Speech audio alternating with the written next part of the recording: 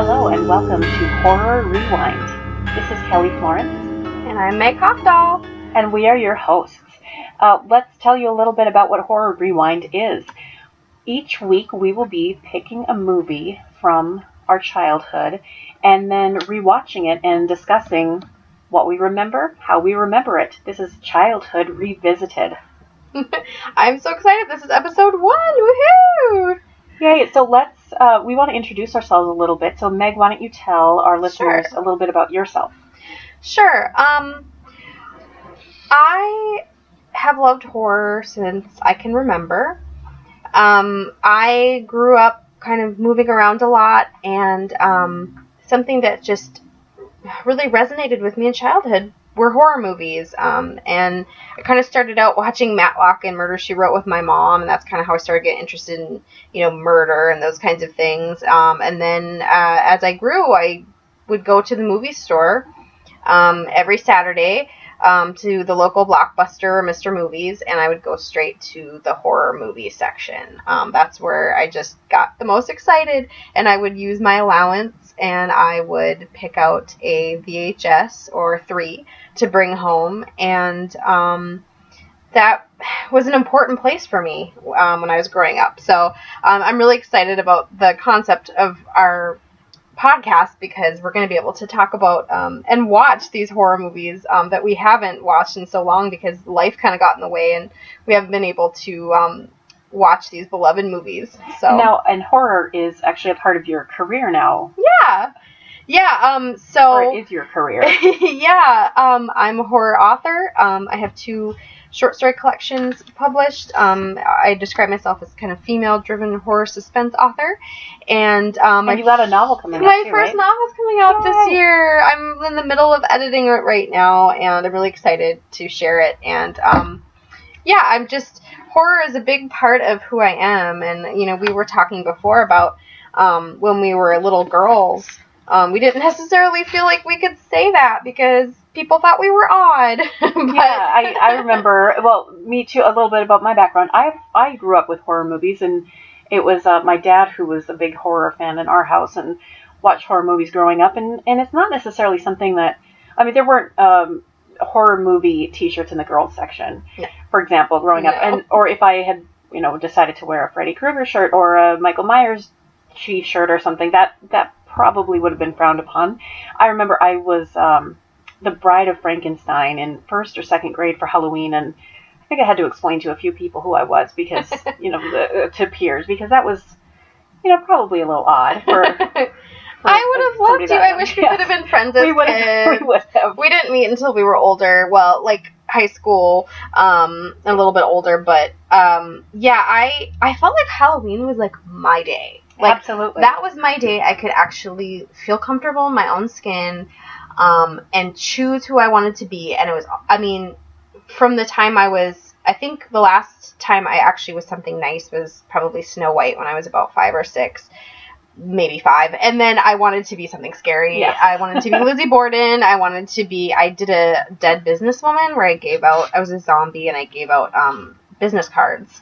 When I went trick-or-treating. So I took it all very seriously. That reminds me of the scene in Mean Girls. This is not a horror movie reference, but in Mean Girls, Lindsay Lohan dresses up as a dead vampire bride, and everybody else is like a sexy something or other, and she's like, it's Halloween. Yeah, what the heck? So it's supposed to be scary. That's what we're all about. Yeah. Well, the format, as we mentioned, is going to be picking a movie each week, and then rewatching it separately and then discussing it. So this week was my pick, and it is Night of the Living Dead. So tell us why you chose Night of the Living Dead.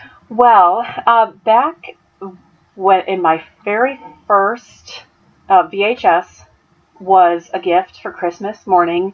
There were 2 VHS tapes under the Christmas tree, and I got Night of the Living Dead, and my sister got Gulliver's Travels, and that was my introduction to horror, and what a classic, what a great movie to start with. So I still have that VHS. It's lovely. That's cool that you kept it. That's really cool. It's a little bit of history about Night of the Living Dead. It was released in 1968. George Romero directed it, of course.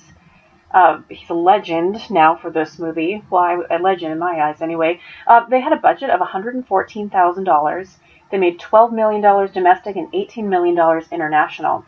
And if you think about inflation, I think that's pretty good for the time. They made a lot of money with it. But the critics didn't love the movie. They were actually pretty critical of it because it had such explicit gore for the time. And that, to me, is crazy because now, they show more gore on a commercial for The Walking Dead than there is in this entire movie.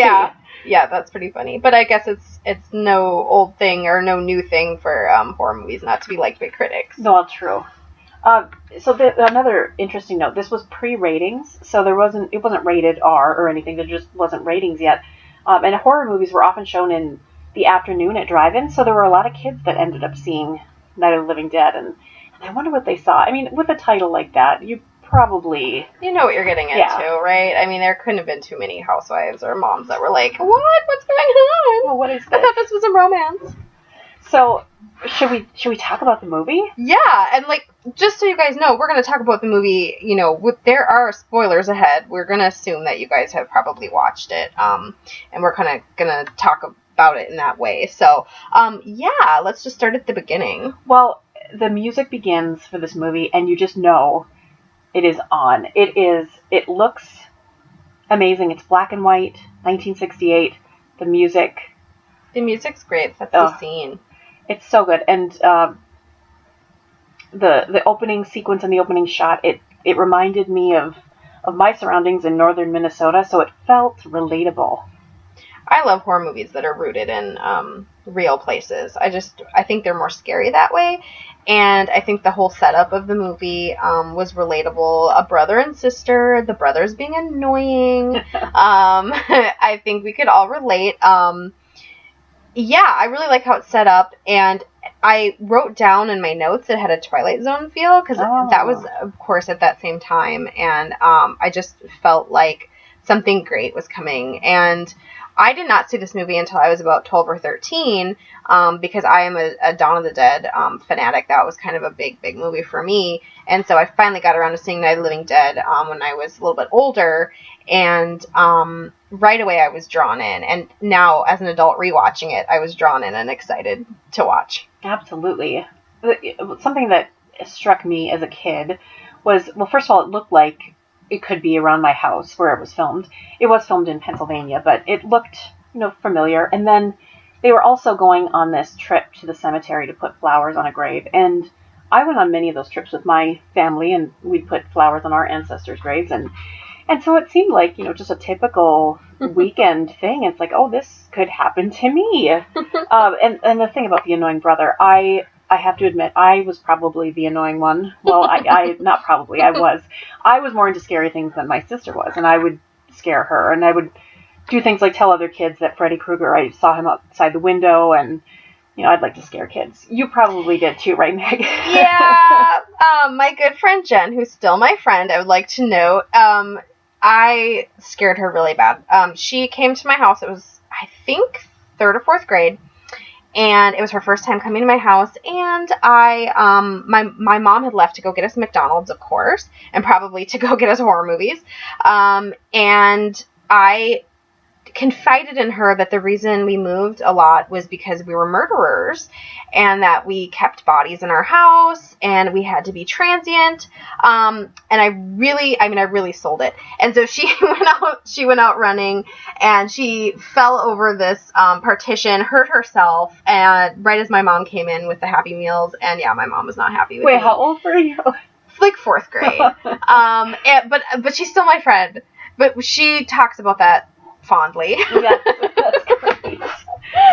Well, speaking of terrorizing people, this movie begins, and we're not sure what the zombies are yet. We don't know if this is a crazy person in the graveyard or if it's a zombie. We know if we've seen it, but it just looks like a guy, but something is off about him. What struck me about him was how different he is to the zombies of today. When you see a zombie in Walking Dead, especially now that we're getting on, and the zombies are really rotting and stuff, they're so different than this guy. This guy looks like normal. From a distance, Barbara and I don't know what's his face, Johnny. Johnny. They see him and then Johnny's giving her a hard time and says the classic where they're coming to get you, Barbara. And the guy looks normal. I mean, maybe a little off though. And then as he gets closer, it's like, oh my god.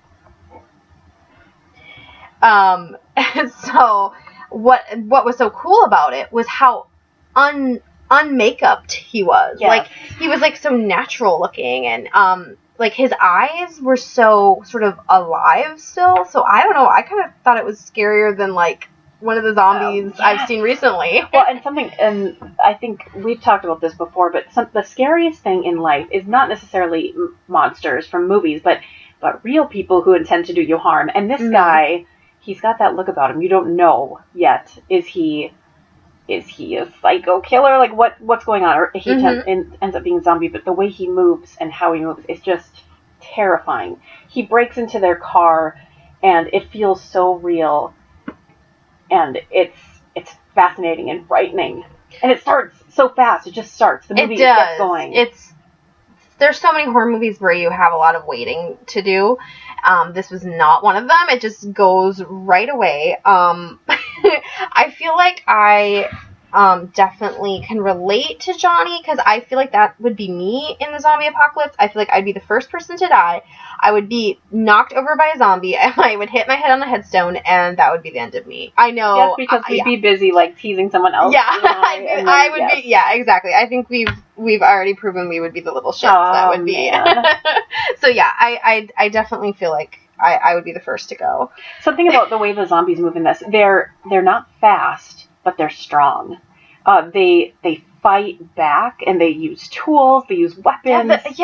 They grab people. Oh, the guy with the cart, he uses a brick to get into their car. He uses a brick to get in the car. Zombies do not do that. Like now, I feel like they're so dumb now. Yeah. I don't think they do stuff like that anymore. And there was one using a crowbar.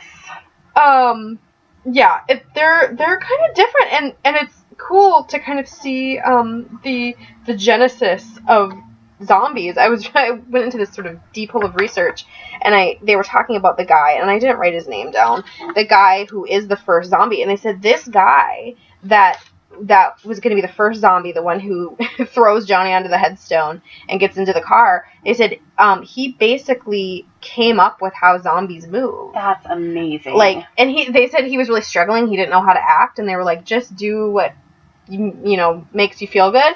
And yeah, they credit that guy with kind of beginning what we know now as zombies and their movements and how they act. So that's awesome. So that's kind of cool to think about.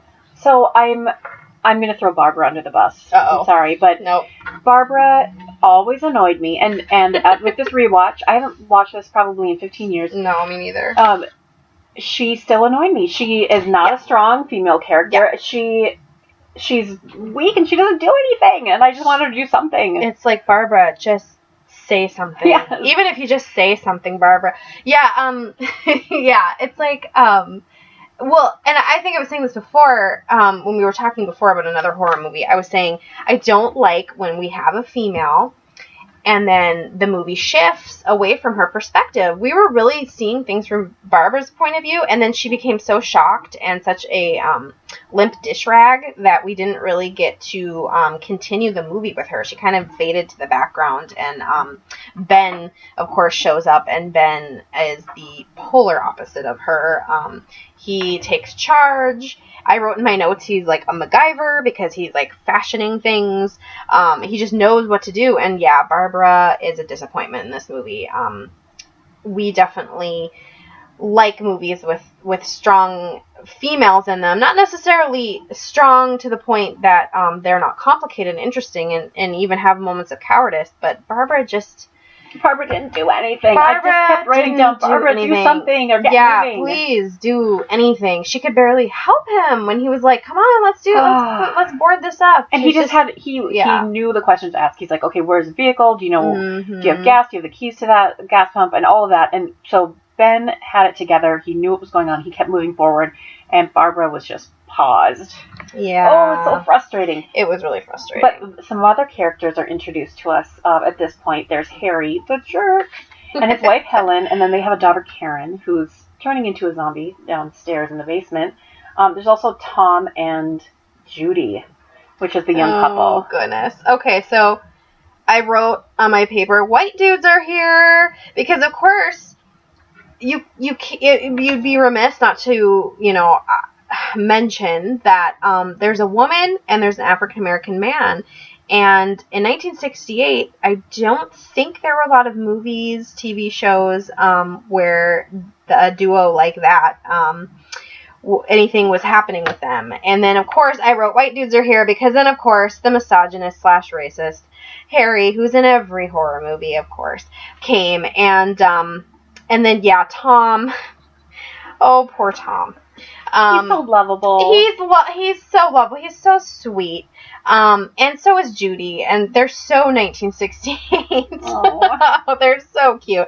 But Helen, love her. Oh my God, yes, I love her. She knew what was going on. She realized, and probably knew her husband was a jerk, but yeah, in this situation, there wasn't much she could do about it. What can you do? But it's just fascinating to me. It's this dynamic of seeing a loved one getting slowly turning into a monster, or eventually turning into a... Do you think they knew? No, I don't think they did, but it's happening. Yes, it's happening. And as moms, we're thinking, what would we do? If your child or your friend or your loved one turned into a zombie, could you really, pull that trigger or no. kill them? I don't think so. If my 6-year-old came at me, no. Oh, zombies. No, they're worse. They're the worst because they're so cute too. I know. I'm torn. It's difficult. Oh, yeah. So something else that struck me about this movie is anytime they're showing these news reports, they're watching the news on the TV. It looked so realistic, and I don't know if it was filmed with non-actors or if they just filmed it this way, so it seemed really real, but it looked like real news reports, and that made it even more terrifying, because it's like, wait, is this really happening?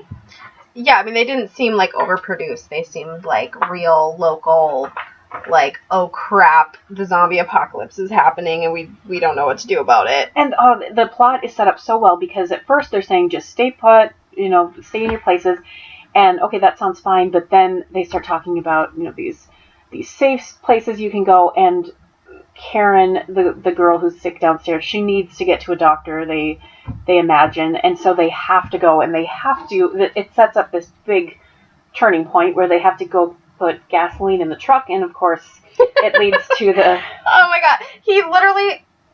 Tom sprays that truck with gasoline. God. Tom, no. Poor Tom. Oh, Tom. I mean, I know Johnny had a bad death, but that one was rough, because, I mean, Tom just poured gas all over that truck with his girlfriend inside. And then, of course, Judy, first of all, she knew not to go. Like, she realized it was a bad idea, but then she goes anyway. And then, like, her shirt gets stuck or something. It was so dumb. It was so, that one was like, but then the barbecue. Oh, God. This scene, it's like the zombie feast of these zombies at the truck eating poor Tom and Judy. Best part of the movie. It's like, it's intestines and the sound effects. And the ripping of meat off of bone. And them fighting. I mean, what's better than zombies fighting over God. intestines? I love it. It's so disgusting. It's so good. And something else that pains me about close to this scene is that we don't know yet, or they don't understand fully, how to kill a zombie. We know because we've seen a million zombie things by this point in our lives, but they're wasting bullets, not giving in headshots. It's so frustrating. It is really frustrating. It's super frustrating. And yeah, we know now because of this movie what to do in this situation. Oh my gosh, that scene though. The zombies are so eerie. Like they're none of them are like really gross. Like nobody's totally rotted away they're yet. Still very human and it's, like recently deceased. Yeah, it's very recent because this is such a fresh thing. And I wrote toga zombies and boxer zombies. Yeah. There was naked zombie. There was the zombie that ate the bug, which I loved. That was just a great little moment. I felt like this movie kind of had a few moments where it was like not taking itself too seriously, which I think is always great in a horror movie to kind of be like, oh, we're being a little goofy. What else? Well, the zombies they're smart. I feel like they're smart. They're using weapons. They're trying to get into the house. they know. I mean, even if you're just quiet, they're still trying to get in there. They realize what they're going after, and that's terrifying. So, okay, at this point, Ben is trying to get back into the house, and I wrote Harry is a coward. He's the worst. He's trying to hide. He's not letting Ben in. Harry. And this is the kind of villain, and it's so satisfying, spoiler alert, that he has this really satisfying death. It's satisfying to me because Ben gets to shoot him. He falls down a flight of stairs, and then he's trying to touch his daughter one last time, and he doesn't get to. One of my favorite conceits is strangers stuck somewhere. Because I think I just love any sort of Agatha Christie situation where you have all these strangers and then they can't escape. It's like you get to see the dynamic of all these people, and that is the best. With Harry, he is such a coward, and Ben is such a take charge person, and he's just not going to take it anymore. He just shoots him. I mean, it's kind of a shocking moment. It is shocking, I didn't remember it. I didn't remember that part. Yeah. And you'd think that the zombies are your worst problem, but it's actually assholes like Harry. And I mean, that's what's fascinating about The Walking Dead, for example. Mm-hmm. It's like, yeah, it's about zombies, but it's really more about humanity and relationships and what we do to survive. Speaking of surviving, nobody survives. Nobody survives. Karen kills Helen in one of the most epic moments and terrifying memories of my childhood with a garden tool. I'm just imagining you, little Kelly, sitting there just like, oh my god. Oh my goodness. Well, okay, so it's shot perfectly. There's this terrifying echoing scream, and they're showing this killing with a shadow on the wall, and there's blood splatter, and it's so well done and terrifying. And imagine, I mean, your child is killing you, or you have what do you do? Family member. What do you do? Nothing. You just are you're in such shock that they're killing, and that girl looked creepy. Oh, she was so scary. Yeah, that's an amazing scene. I kind of forgot about it, so that was kind of fun because I remembered, I knew she killed somebody, but I'm so desensitized now by, we've mentioned The Walking Dead and other zombie shows and movies where this movie, they're using tools and stuff. Yes. I just assumed she was going to, bite her. I forgot about the garden tool. That's amazing. And I do have to think, what were they thinking in 1968? I guess that was shocking. Oh my gosh, yeah, if you brought your kids to the drive-in. Yikes. Yeah. So I keep mentioning, family members becoming zombies. Well, poor Barbara gets to see Johnny. He became a zombie, and I wrote, she finally gets up at this point in the movie, and you think... she finally gets off the couch. She literally finally gets up, and she's starting to hold the boards to keep them coming in, but she sees Johnny, and that all goes down the toilet, because it's her brother. And she loves him, and there she goes. She's torn in, and there's nothing she can do about it. And it makes me think there's that, that's kind of an iconic scene that I think we see a lot in zombie stuff now, and I think that was the first of that kind of wave of zombies coming in and somebody getting pulled into that wave. I'm thinking of Shaun of the Dead. Right. They do that, and I'm sure it was an ode to this. Well, and also to see your family member who you thought was dead, they've come back, but now they're one of the monsters, too. That's a huge moment. I mean, it kind of plays on this thing of, I think that's why zombies endure, is it's playing on this idea that we do want our family members to not be dead. So when we'd see somebody like that, what would you do, really? Especially in the situation where it's 1968. Zombies don't really exist. And I know that's what I'd be telling myself if I saw a zombie. No, zombies aren't real. My little kid certainly does not have a garden tool in their hand. So, yeah, I think that's why zombies now and since 1968 have terrified us. Absolutely. So the ending of this movie, it always killed me. It makes me so sad because we follow Ben. He is the hero of our tale because he is this strong character. He stood up for what's right. He helps other people. He survived. He does the difficult thing, and he makes it all the way to the end. But then he doesn't. That's such a great punch in the gut. Yeah. That's weird to say great punch in the gut, but it's such a poetic moment because this guy casually murders a human being. Right.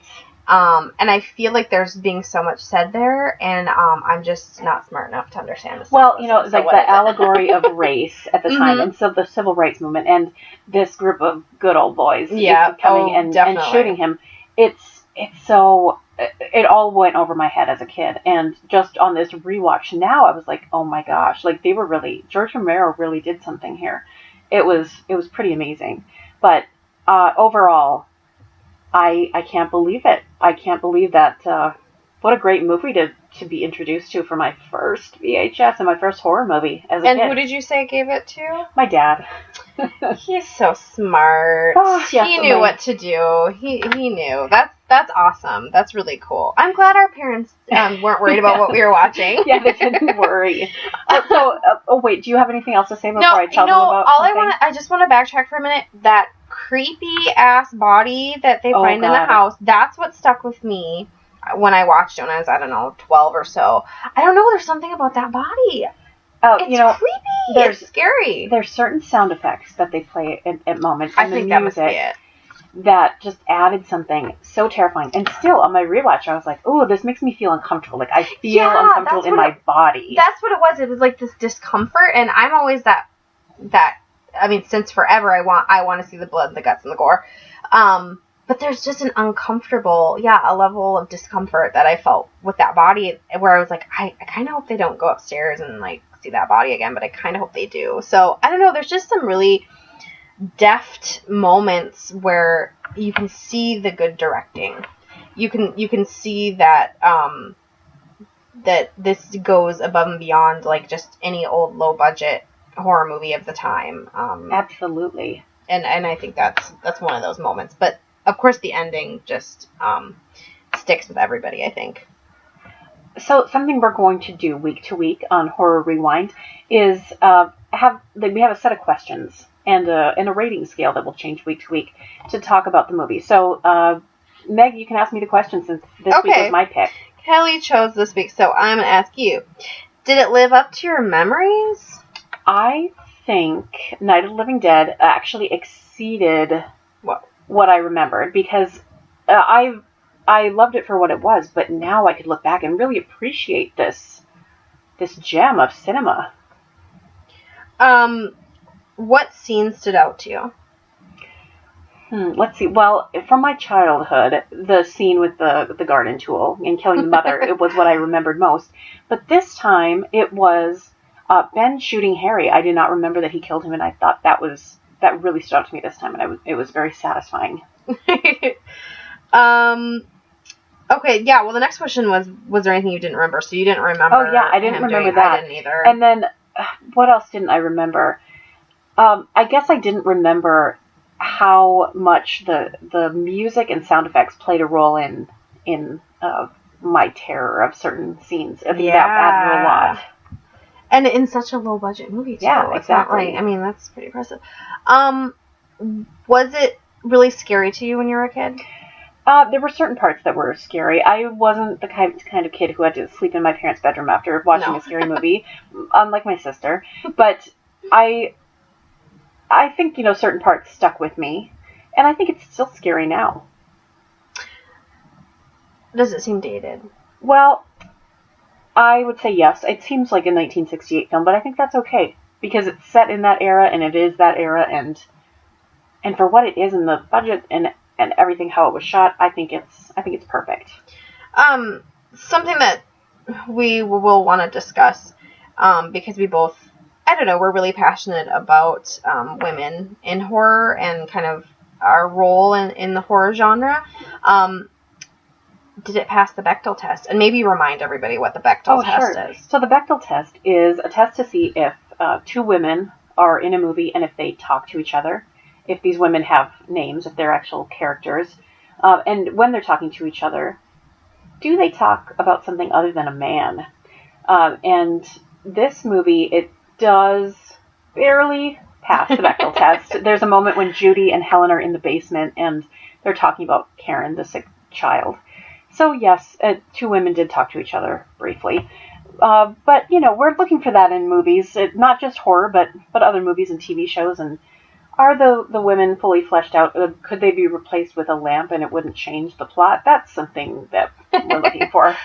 And I mean, Barbara does her best lamp impression. Oh, God. But, that lamp might have been better for fighting off zombies. Yeah, no kidding. Yeah, I mean, from my perspective, and I will always, you know, now that I'm a grown-up, I will look at these from a more feminist perspective. Like I said, I was a little disappointed that we didn't get to kind of follow Barbara a little bit more, and she wasn't a stronger character. Again, though, I will say I did love Helen. I wrote fierce as fuck on here, because she was just like, she was sassy and she knew what was happening. Yeah, she was just like, she was not going to listen to Harry. What was her reaction when Harry died? I don't remember. You know, I don't think she cared. No, I don't think she cared as much as she should have. And I think I was so happy and like running around the room with my hands over my... I don't even remember. Yeah, I mean, I don't remember her being like, oh my gosh, everything is over. No. Yeah. Okay, I think that was all the questions I had. Anything else you want to say about Night of the Living Dead? Oh my gosh, there's so much. Oh, I did want to just share a little bit of research. Just some interesting things I wrote down.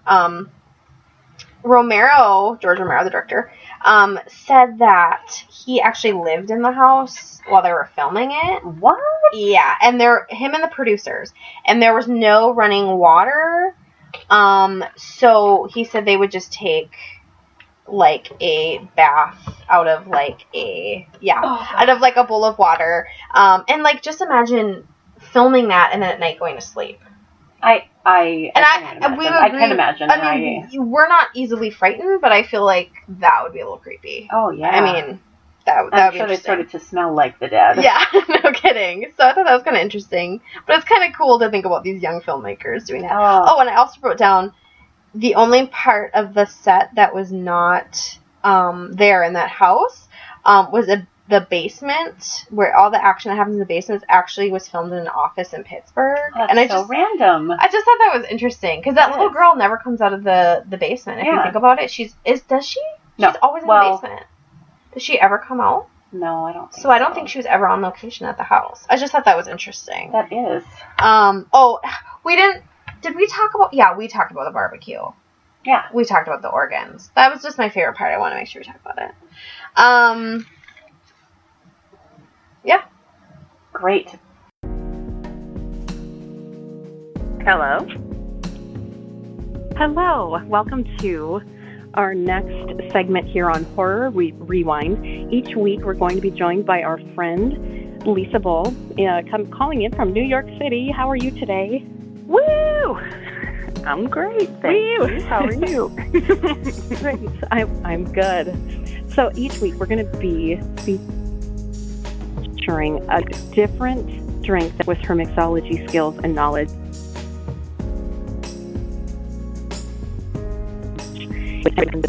We cannot concoct.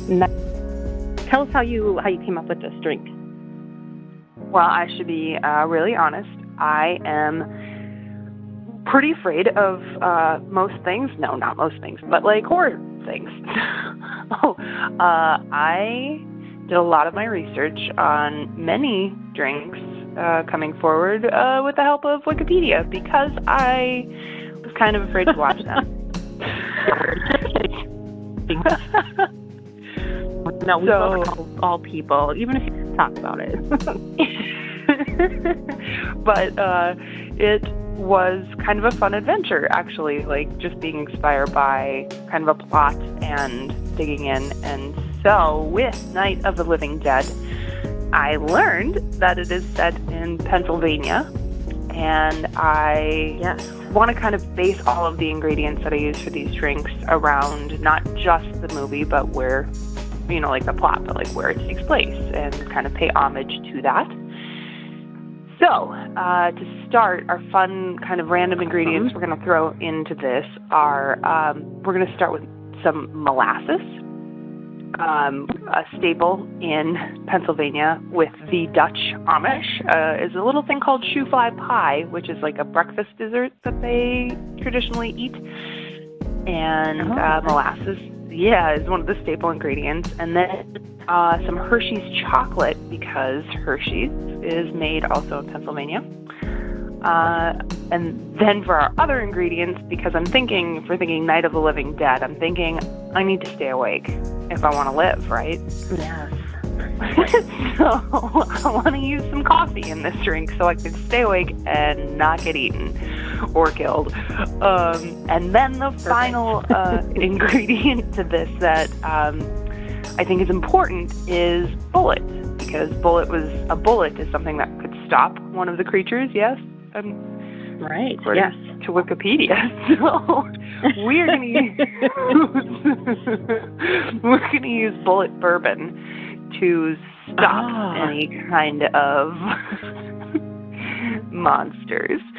So with these ingredients, and the other thing you want to have on hand are some graham crackers. So those 5 things, we are going to make a little cocktail I like to call Shoe Zombie. That's nice. This already sounds delicious. Shoe fly pie. I am a nerd. Nice. So how we are going to make this drink is, first we're going to start, you're going to use a lowball glass, and I'm going to want you to take that glass, step back. You're going to take your Hershey's chocolate syrup, you're going to pour some out on a plate. On another plate, you're going to want to have your crushed graham crackers. And so you're going to take your lowball glass, you're going to dip it into the Hershey's chocolate syrup, just a really light, thin coat right around the rim. And then you're going to go over to your next plate and dip it into the crushed graham crackers. This is just going to give it a fun crust kind of around the rim, still playing with our pie idea. Nice. Next step, you're going to take a half teaspoon of molasses, and it helps to pour it out into an actual teaspoon measuring unit, and you're just going to drizzle that on the inside of the glass and make fun little designs if you wish. And then you're going to take a teaspoon of the Hershey's chocolate syrup, drizzle that around the inside of the glass as well. And so now we've got all of our sweetness on the outside. We're going to take 2 ounces of bullet bourbon, and you can use a shot glass to measure however you'd like, and put those 2 ounces in that glass. And then you're going to take 2 ounces of your favorite cold pressed coffee. You could go to Starbucks, get an iced coffee, however you want to do it. I think they sell them. We picked ours up at a local grocery store. 2 ounces of cold pressed coffee. You're going to get those. So you have 4 ounces of liquid in the glass. Then I'm going to want you to take ice, fill it to the top, and then just stir it brains out, because that's what's going to get you the flavors. Yeah, and it's kind of like a way we were testing these out, and it subdues the bourbon. So if you're not a bourbon person, you're like, ew, bourbon's gross. It really kind of mellows it out, I think. The coffee gives it, more of an approachable taste, and you get a little bit of the sweetness of the chocolate. And then it's kind of fun because as you get to the bottom, just like with a hot chocolate, when the chocolate gets to the bottom and it's all that sweetness there, when you finish this, there's a little sweet surprise at the bottom. So this perfect. This little drink should keep you awake and ready to take on the Night of the Living Dead. Zombies. Yes. Amazing. We should mention we'll be posting photos of these drinks, and then eventually we'll also be uploading some videos to YouTube showing you how to make the drinks, so look for those. Thank you so much, Lisa. I can't wait to try it.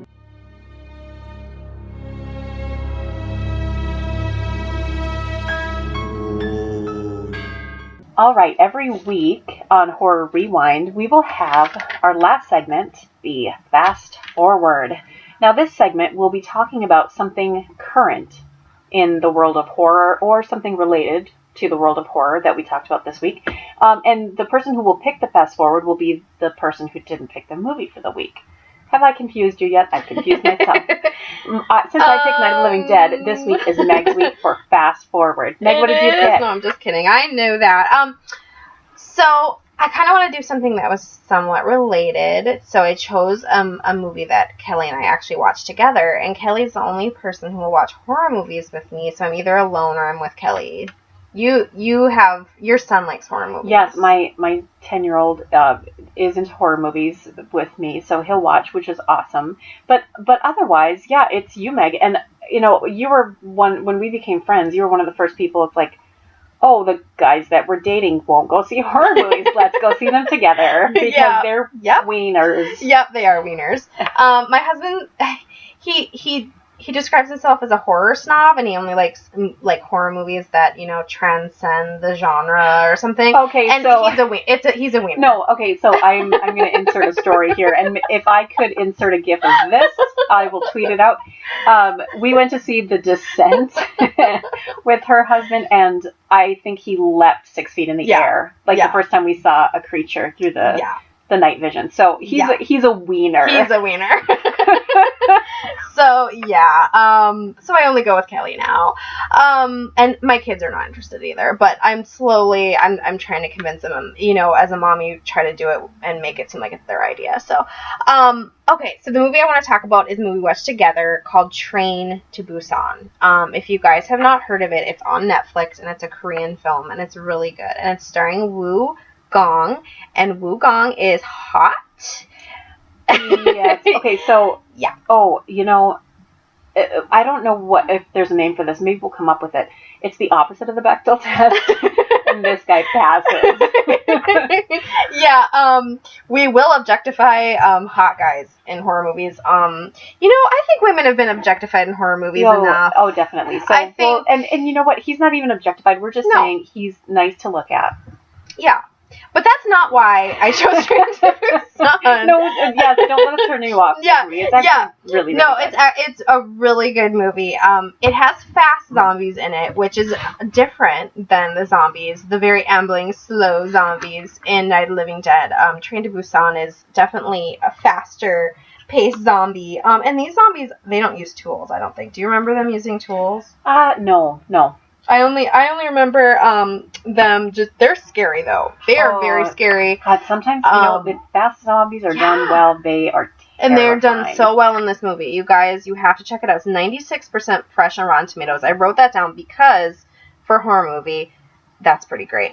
There's a character in it that is so much like Harry from the Night of the Living Dead. I was thinking about that as I was doing the rewatch. I was like, oh wow, this sort of character really fits well in the genre, and I think is so relatable because I think a lot of people would be cowards in that situation. So there's a great character like that. But the main character, the guy that I was saying was hot, he is just a really complicated guy. He's not 100% likable. No, he's not. And actually, he kind of comes across another guy who ends up kind of like being more of the archetypal hero. But this guy, the main character, has a little daughter, and they're stuck on a train. Oh gosh, it's such a great setting. Give me any movie, but especially give me a horror movie, and there's kids involved, and there's kids' lives at stake, and oh my god, it's so good, and it's so edge of your seat gripping. Like, I love this movie, and not just horror-wise, but this is one of the best movies I've seen in a long time. Oh, I agree. And the characters are just so fully fleshed out. The horror is so real, and again, the setting, it's so cool. The whole concept that it's on a train and they are going from train car to train car when basically these zombies start eating people. So we definitely recommend it. We'll put up the trailer on our Facebook page and maybe our YouTube channel too. Yeah, definitely check it out. So now we have to do our ratings for both movies that we talked about this week. Yeah. And, we've got our rating scale. Maybe we'll change it every week depending on what we're talking about. So, Meg, since this week we're talking about zombies, let's rate Night of the Living Dead and Train to Busan on a scale of 1 to 10 zombies. 1 being not great, not scary, didn't love it. 2, 10, perfect movie, love it. Okay.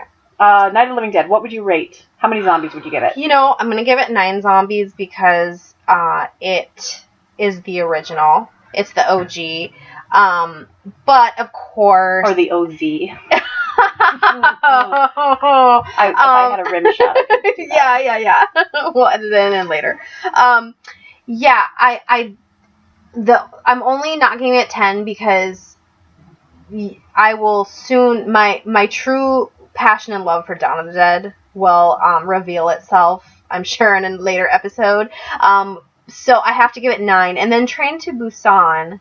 Well, no, first you say your Night of the Living Dead. I would give it 9.5 zombies because it introduced me to the genre, and it had such fond memories for me, and it's still held up in my case. So the half zombie is the torso of a zombie crawling along. And now about Train to Busan, what would you rate this one? Oh, this is tough because Train to Busan was so good. Yeah. I'm going to give it the same. I'm going to give it 9. Well, I would have to agree. I know, really? Right? This is difficult. We did not talk about this ahead of time. But my goodness, I love this movie. Yeah. And truly, it's as I mentioned, one of the best that I've seen in a long while. So, yeah, we fully support these movies. Yeah. Go see Train to Busan, and if you haven't rewatched Night of the Living Dead in a while, go do it. It was really fun. So, just a few plugs if you're looking for us. Horror Rewind podcast. We are on Facebook, we're on Twitter and Instagram. You can also find our YouTube channel. And Meg, do you want to plug your author stuff? Sure. You can follow me on Twitter and Instagram. I'm at Meg Hofdahl. That's MEGHAFDAHL. And we'd also love you guys if you want to tweet at us or send us an email at horrorrewindpodcast@gmail.com. Let us know if you've got some stories about any movie that we're going to do. And also give us ideas of movies, because there might be a movie that was really important to you in your childhood, and maybe we both haven't seen it, and it'd be kind of fun to do that too. So, hit us up. There's a fun app that we're on. It's called Anchor, and you can also call in and ask us questions on there, and we can answer your questions through the app. And we've got some horror music playing on there pretty much every day, so you can listen to some horror soundtracks, and that's kind of a fun way to get into contact with us as well. So until next time, and let's preview. Next week, Meg, it's your choice for a movie. Do you want to tell everybody what you picked? I chose the 1976 Stephen King classic, Carrie. Woohoo! So until next time, this has been Horror Rewind.